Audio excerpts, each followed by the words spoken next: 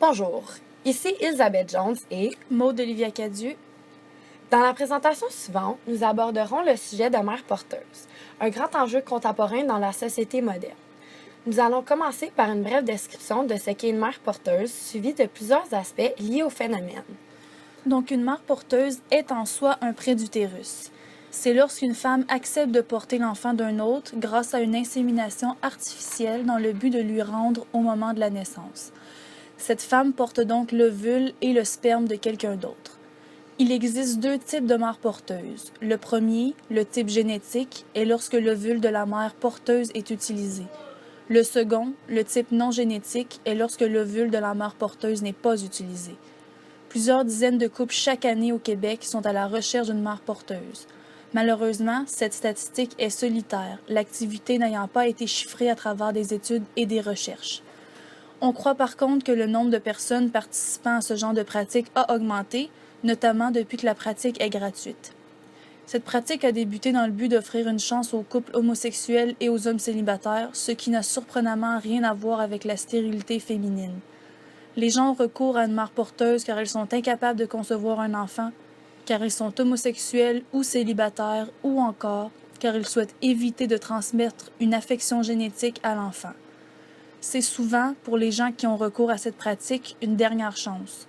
Selon les différentes agences de mères porteuses, certains couples ne connaissent de la future mère qu'une photo préalablement choisie. Plusieurs aspects entourent ce phénomène. Le premier est l'objectivation de l'enfant et de la femme. Assistons-nous au commencement d'un mouvement de pornographie procréatrice où la femme n'est plus qu'un ventre? Certains croient que oui. La maternité de substitution utilise l'utérus comme un profit financier.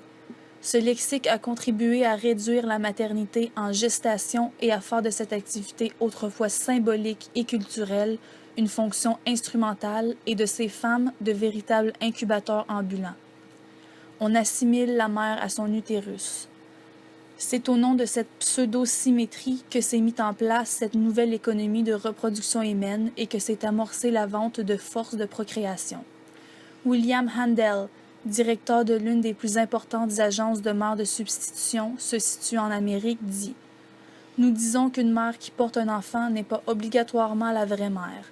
Dans le cas d'une mère porteuse, nous la payons pour son utérus. » Ce dérapage de gestation de sa forme classique de mère porteuse à celle de gestatrice vers l'économie de la reproduction fait des femmes impliquées que des spectatrices, ce qui, et je cite, augmente leur risque d'être soumis à la conception techniciste et économiste de la mise au monde, d'être aliénées de l'enfantement et d'elles-mêmes jusqu'à ce que la mère machine à bas absorbe éventuellement l'expérience humaine de la gestation. Ce n'est ni l'enfant ni la grossesse qui sont vendus. C'est le patrimoine génétique et tout le travail de création et de mise au monde d'un enfant dont il est question. Ce n'est pas un être humain X qui est acheté, mais plutôt un géniteur qui payera une femme afin qu'elle porte l'enfant et qu'elle lui remette lors de sa naissance. La procréation est commandée selon certains standards de qualité. Le géniteur commande et achète donc l'enfant. Selon une recherche de l'historique des mères porteuses, ce problème d'objectivation provient des fondements de l'activité. En effet, lorsque ce phénomène est apparu, les mères porteuses le faisaient tout d'abord pour l'argent, femmes souvent défavorisées. Le Québec devrait donc, pour éviter cette commercialisation, accorder plus de poids à l'intérêt de l'enfant en lui permettant d'avoir une filiation maternelle. Le second aspect soulevé est celui de l'identité de l'enfant ainsi que la question de la vraie mère. Même si la mère porteuse est consentante à donner l'enfant tout au long des procédures, ce n'est pas une simple livreuse. En effet, la mère porteuse développe une relation non seulement physique, mais psychologique et émotive avec l'embryon en développement, celui d'une autre. Aussi, il est difficile chez l'enfant puisque ce genre d'activité peut avoir des conséquences sur leur identité. Louise Van de Lack explique dans son livre Sexe et technologie de procréation ses conséquences. Elle dit « Se vivre en remplacement d'une éprouvette, se vivre comme l'incarnation même du rejet d'un célibataire ou d'un homosexuel à l'égard des femmes. Incarner alors une mère qui l'est sans être, on imprime dans l'inconscient collectif l'idée qu'une femme accepte à l'avance d'être physiquement, psychiquement extérieure à ce qu'elle vit intérieurement et à l'être qui vient au monde en elle. Il est prouvé que les enfants qui connaissent leurs origines à un jeune âge s'adaptent mieux et sont plus enclins à développer un bon concept de soi. Le troisième aspect soulevé est celui des problèmes juridiques et des lois au Québec. À certains endroits dans le monde, la mère porteuse peut décider de garder l'enfant si elle le désire. Cette faille dans le système élimine toute garantie et toute protection chez les parents, ce qui corrupte la pratique. Quant aux lois québécoises, c'est une zone grise. Les contrats sont contraires à l'ordre public et sont donc nuls de nullité absolue. Un cas frappé par la nullité absolue veut donc dire que celui-ci n'a jamais existé. Cela veut également dire que les gens rattachés au contrat ne doivent pas nécessairement le respecter. La mère porteuse du Québec pourrait donc garder l'enfant elle aussi si elle le désire. La pratique en tant que telle n'est toutefois pas criminelle, malgré qu'il soit interdit de faire quelconque publicité pour cette pratique. Les contrats de mère porteuse coûteux sont contre la loi afin de protéger les enfants contre leur commercialisation, tout comme l'achat de services d'une mère porteuse. Payer une femme pour ses services de mère porteuse est donc un acte criminel. C'est interdit de rembourser la mère porteuse pour toute perte concernant le travail, sous peine d'emprisonnement ou d'amende sévère. Il est toutefois possible de dédommager les dépenses concernant le don ou la grossesse à la mère porteuse. Le régime de droit criminel créé par les articles 6 et 12 de la Loi sur la procréation assistée est une norme minimale à respecter à l'échelle nationale fixée par le Parlement fédéral. Les provinces peuvent toutefois intervenir sur cette norme en vertu de l'article 92. C'est en 1994 que le législateur québécois énonça que l'activité de procréer pour autrui est nulle de nullité absolue. On dit de cette règle qu'elle repose sur l'indisponibilité du corps humain.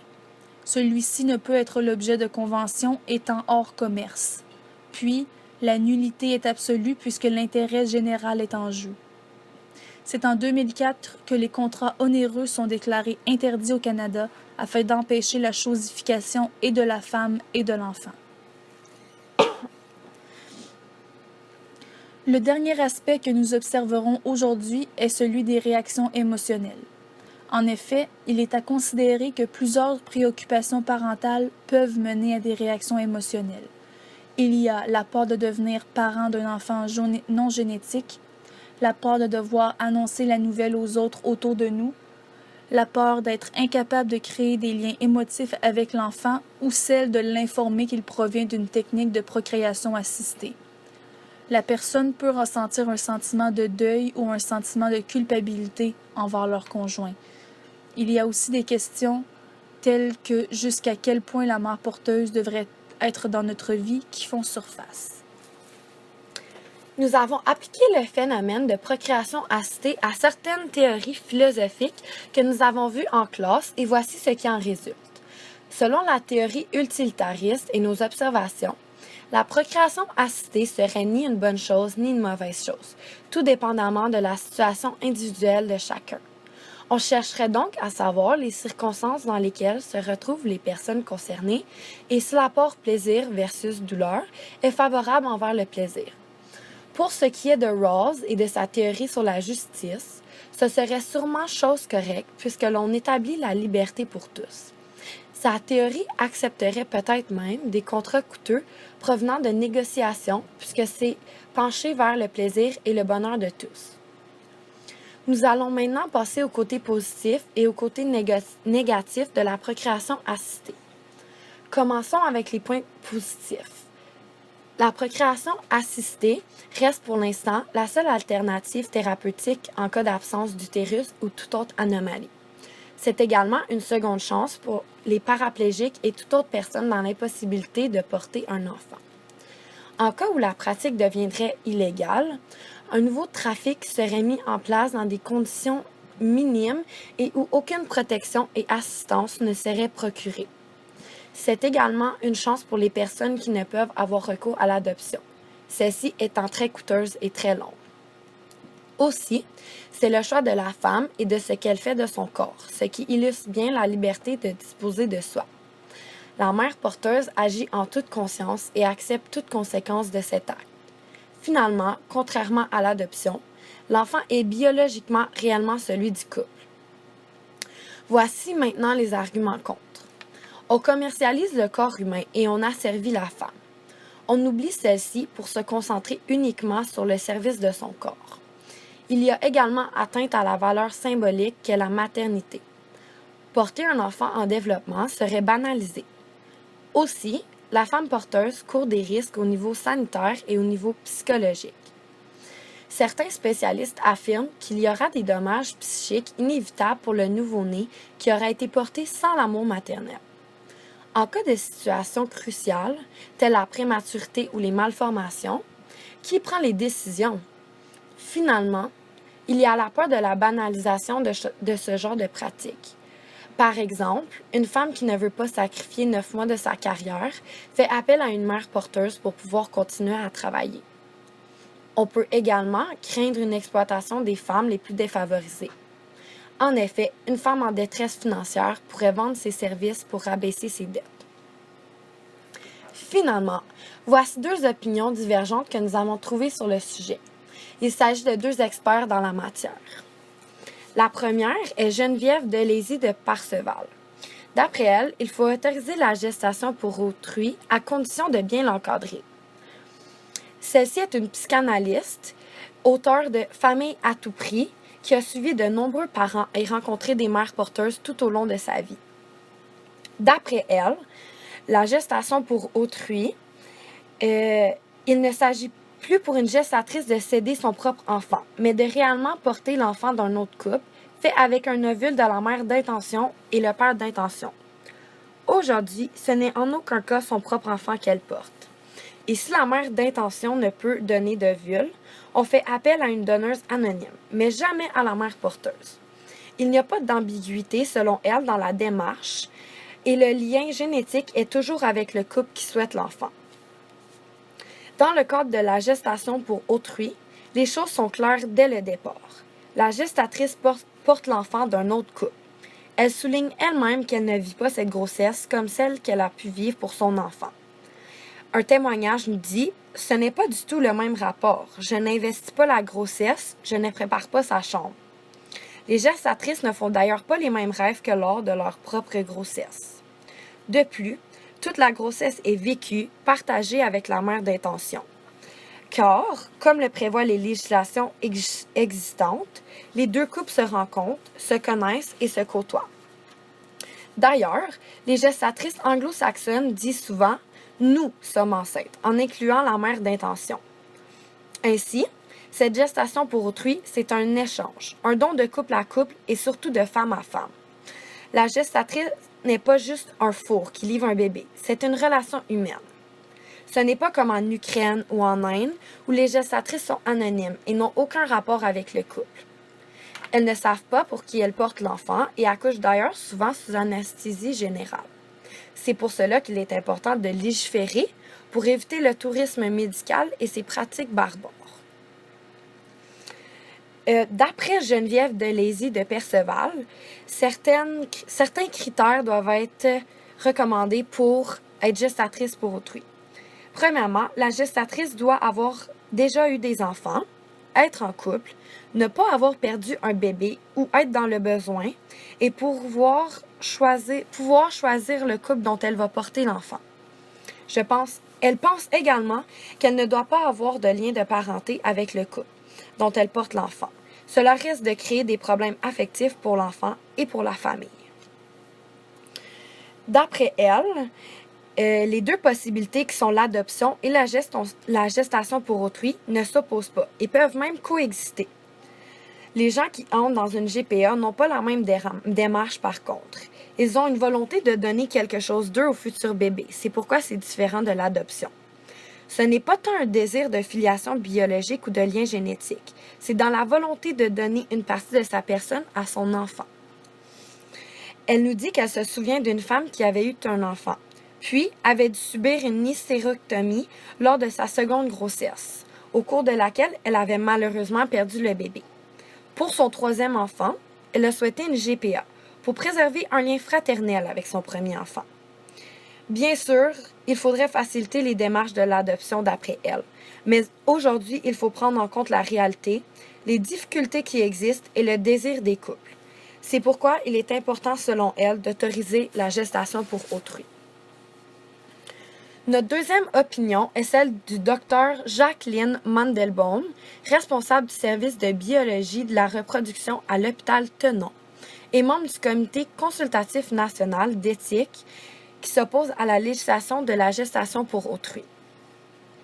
Selon elle, on a centré les discussions sur la légitimité des couples infertiles, soit des femmes sans utérus ou avec utérus non fonctionnel.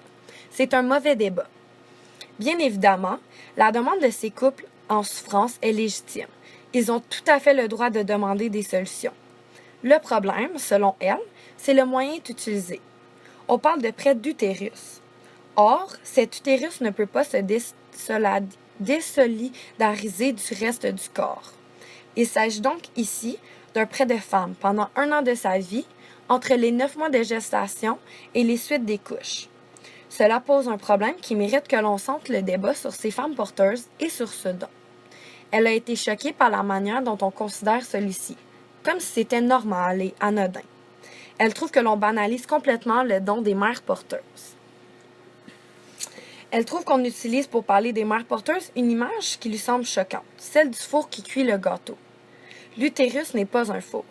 Il y a des cellules qui vont de la mère porteuse à l'enfant et inversement. Tout le monde participe à la constitution de cet enfant. A-t-on le sentiment que c'est quelque chose sur lequel on veut s'engager, légiférer? Il faut se poser la question de l'instrumentalisation du corps de ces femmes. Elle pense qu'il ne faut pas atteindre à la liberté et à la sécurité d'autrui. Elle n'est pas certaine de ce que la solution des mères porteuses ne porte pas atteinte à la liberté et à la sécurité de celles-ci. Il faut aussi réfléchir au danger de l'indemnisation. La loi prévoit un montant d'indemnisation. Forcément, il y a des gens qui vont être intéressés par cet argent. Or, c'est un don qui n'a pas de prix, et ce qui n'a pas de prix ne se paye pas.